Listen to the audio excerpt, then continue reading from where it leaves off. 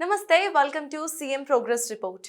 Irrigation, education రంగాలకే తమ ప్రాధాన్యత అన్నారు సీఎం రేవంత్ రెడ్డి. భవిష్యత్తు తరాల కోసం అనేక అభివృద్ధి కార్యక్రమాలు చేపట్టామని స్పష్టం చేశారు. తాము పాలకులం కాదని, సేవకులం మాత్రమేనని తెలిపారు. రాష్ట్రంలో పేదలకు నాణ్యమైన విద్యని అందించాల్సిన బాధ్యత ప్రతి ఒక్కరిపై ఉందని అన్నారు ముఖ్యమంత్రి. జీవితంలో మార్పు తీసుకొచ్చేది విద్య ఒక్కటేనని, చదువే జీవితానికి గౌరవాన్ని తీసుకొస్తుందని తెలిపారు. ఈ వారం మహబూబ్ నగర్, ఆదిలాబాద్ జిల్లాలో వివిధ అభివృద్ధి పనులకు శంకుస్థాపన చేసి సమగ్ర ప్రణాళికని ప్రకటించారు సీఎం రేవంత్ రెడ్డి.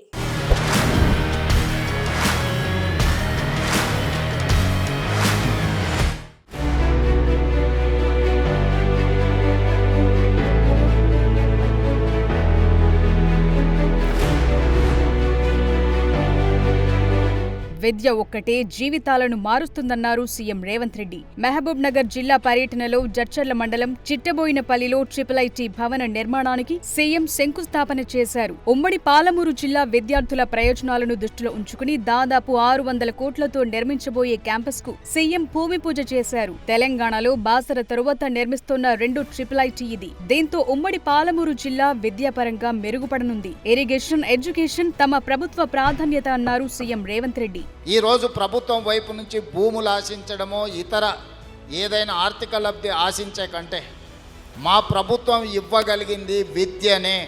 విద్య ఒక్కటే మీ జీవితాలను మారుస్తుంది. విద్య ఒక్కటే మీ తల్లిదండ్రులను ఆత్మగౌరవంతో తలెత్తుకునే విధంగా ఈ సమాజంలో నిలబెడుతుంది. విద్య రానివాడు వింత పశువు అని ఎప్పుడో పెద్దలు చెప్పారు.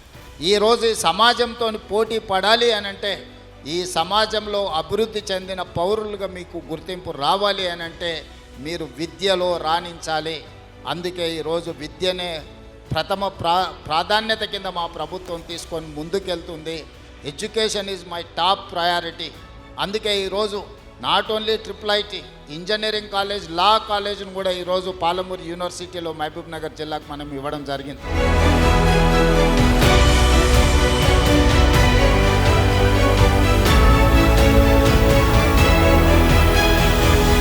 మహబూబ్ నగర్లోనూ వివిధ అభివృద్ధి కార్యక్రమాలకు సీఎం శంకుస్థాపన చేశారు. ఆదిలాబాద్ జిల్లాలో హతీఘాట్లో చనకా కోరట బ్యారేజ్ పంప్ హౌస్ ను సీఎం రేవంత్ రెడ్డి ప్రారంభించారు. లోయర్ పెన్గంగ ప్రాజెక్టు ప్రధాన కాలువకు నీటిని విడుదల చేసి హారతినిచ్చారు.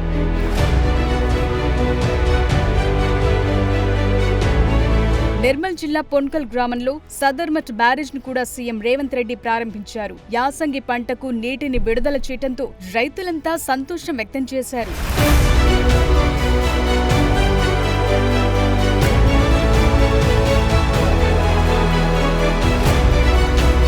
ఉమ్మడి ఆదిలాబాద్ జిల్లాలో 386 కోట్లతో చేపట్టనున్న వివిధ అభివృద్ధి పనులకు మంత్రులు, ప్రజా ప్రతినిధులతో కలిసి సీఎం రేవంత్ రెడ్డి శంకుస్థాపన చేశారు. నిర్మల్లో నిర్వహించిన ప్రజాపాలన ప్రగతి బాట బహిరంగ సభలో ఉమ్మడి జిల్లా అభివృద్ధి కోసం సీఎం సమగ్ర ప్రణాళికను ప్రకటించారు. పాలమూరు మాదిరిగానే ఆదిలాబాద్ జిల్లాను కూడా అభివృద్ధి చేస్తామన్నారు. బాసర ఐఐటిలో యూనివర్సిటీ, నిర్మల్లో అడ్వాన్స్డ్ టెక్నాలజీ సెంటర్ ఏర్పాటు, తాగు, సాగునీటి కోసం తుమ్మిడిహెట్టి దగ్గర చేవెళ్ల ప్రాణహిత ప్రాజెక్టు నిర్మాణం, ఇండస్ట్రియల్ కారిడార్ ఏర్పాటు లాంటి అనేక అభివృద్ధి ప్రణాళికలను పంచుకున్నారు. ఎర్ర బస్ కూడా రావటం లేదని చెప్తున్న పరిస్థితి నుంచి ఎయిర్ బస్ వచ్చేలా పీఎం మోదీ చేతుల మీదుగా ప్రారంభోత్సవం చేసుకుందామన్నారు. గత ప్రభుత్వం 10 ఏళ్ల పాటు చనకా కోరాట ప్రాజెక్టు పూర్తి చేయలేదని, ప్రజా ప్రభుత్వం అధికారంలోకి వచ్చాకే ప్రాజెక్టును పూర్తి చేసుకున్నామని తెలిపారు. చనకా కోరాట బ్యారేజ్ కి మాజీ మంత్రి చిలుకూరి రామచంద్రారెడ్డి పేరుని, సదర్మాట్ బ్యారేజ్ కి స్వతంత్ర సమరయోధుడు మాజీ మంత్రి పి నర్సారెడ్డి పేరును పెడుతున్నామని తెలిపారు. పోరాటాలు చేసి సాధించుకున్న తెలంగాణ రాష్ట్రంలో అత్యంత వెనుకబడిన ఆదిలాబాద్ జిల్లాకు ఎంతో న్యాయం జరగాల్సి ఉండే, కానీ జరగాల్సినంత న్యాయము, రావాల్సినన్ని నీళ్లు, చేయాల్సినంత అభివృద్ధి ఉమ్మడి ఆదిలాబాద్ జిల్లాలో జరగలేదు. అందుకే ఆదిలాబాద్ జిల్లాను పాలమూరు జిల్లాకెంత ప్రత్యేకంగా నేను ఏ ప్రాంతం నుంచి అయితే వచ్చినో ఆ ప్రాంతానికి ఏ విధంగా నిధులను అందించి అభివృద్ధి చెయ్యాలని అనుకుంటున్నానో, పాలమూరు జిల్లాతో సమానంగా ఆదిలాబాద్ జిల్లా అభివృద్ధి కోసం నిధులు ఇస్తానని చెప్పాను. ఖచ్చితంగా ఈ ప్రాంతానికి నిధులు ఇవ్వడమే కాదు, పరిశ్రమలను మంజూరు చేసి ఈ ప్రాంతాన్ని అభివృద్ధి చెయ్యాలని మా ప్రభుత్వము ఉక్కు సంకల్పంతో ముందుకు వెళ్తుంది.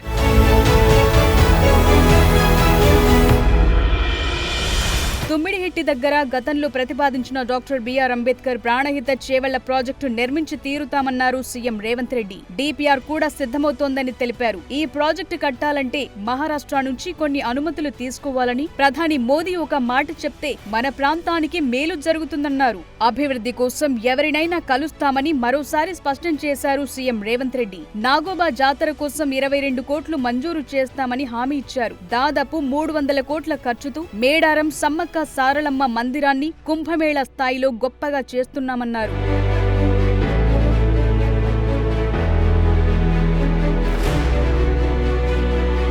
రాబోయే రోజుల్లో ప్రభుత్వ ఉద్యోగ ఖాళీలన్నీ భర్తీ చేస్తామని సీఎం రేవంత్ రెడ్డి మరోసారి స్పష్టం చేశారు. ప్రభుత్వ ఉద్యోగ ఖాళీలతో పాటు ప్రైవేట్ రంగంలోనూ ప్రపంచంతో పోటీ పడేలా యువతని తీర్చిదిద్దే కార్యక్రమాలు చేపడతామన్నారు. హైదరాబాద్ శిల్పకళా వేదికలో ఏర్పాటు చేసిన ప్రజా పాలనలు కొలువుల పండుగ కార్యక్రమంలో 25 శాఖలకు సంబంధించిన గ్రూప్ 3లో ఎంపికైన 1370 మంది అభ్యర్థులకు నియామక పత్రాలను లాంఛనంగా అందించారు. కొత్తగా ఎంపికైన ఉద్యోగులు రాష్ట్ర పునర్నిర్మాణంలో భాగస్వాములు కావాలని ఆకాంక్షించారు. పరిపాలనలో ప్రక్షాళన జరగాలంటే సంపూర్ణంగా సహకరించాలన్నారు. కొత్తగా చేరిన వారంతా చిత్తశుద్ధితో పనిచేయాలని సూచించారు. దేశంలోనే అత్యధికంగా అభివృద్ధి చెందిన రాష్ట్రంగా తెలంగాణ ఎదగాలంటే అంతా కష్టపడి పనిచేయాలన్నారు సీఎం రేవంత్ రెడ్డి. పేదలు ప్రభుత్వ కార్యాలయాలకొస్తే సొంత తల్లిదండ్రులు వచ్చినట్టే స్పందించాలన్నారు. తెలంగాణ పబ్లిక్ సర్వీస్ కమిషన్ ని సమూలంగా ప్రక్షాళన చేసి యూపీఎస్సీతో పోటీ పడే విధంగా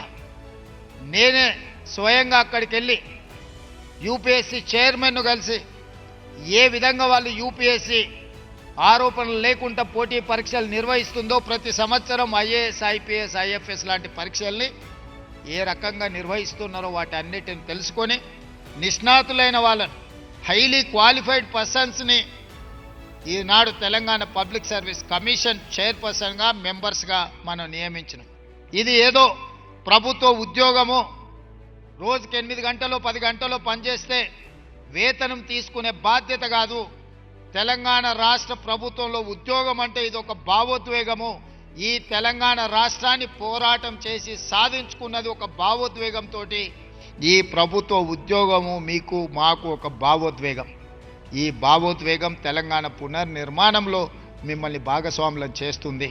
ప్రజా ప్రభుత్వం ఏర్పడిన తొలి ఏడాదిలోనే 60,000 ఉద్యోగాలు భర్తీ చేసి దేశంలోనే గొప్ప ఘనత సాధించామన్నారు సీఎం రేవంత్ రెడ్డి. గడచిన 2 ఏళ్లలో 70,000 ఉద్యోగాలు భర్తీ చేసినట్టు తెలిపారు. పబ్లిక్ సర్వీస్ కమిషన్ ని ప్రక్షాళన చేసి నియామకాలను యజ్ఞంలా చేపట్టామన్నారు. స్వాతంత్ర్యం సాధించిన 100 ఏళ్ల నాటికి భారత్ ప్రపంచంలోనే అతి బలమైన ఆర్థిక వ్యవస్థగా ఎదగాలనే లక్ష్యాన్ని నిర్దేశించుకున్నట్లు తెలిపారు సీఎం రేవంత్ రెడ్డి. తెలంగాణ 2034 నాటికి $1 ట్రిలియన్ ఎకానమీగా, 2047 నాటికి $3 ట్రిలియన్ ఆర్థిక వ్యవస్థగా ఎదగాలన్న లక్ష్యంతో ప్రభుత్వం పనిచేస్తోందన్నారు.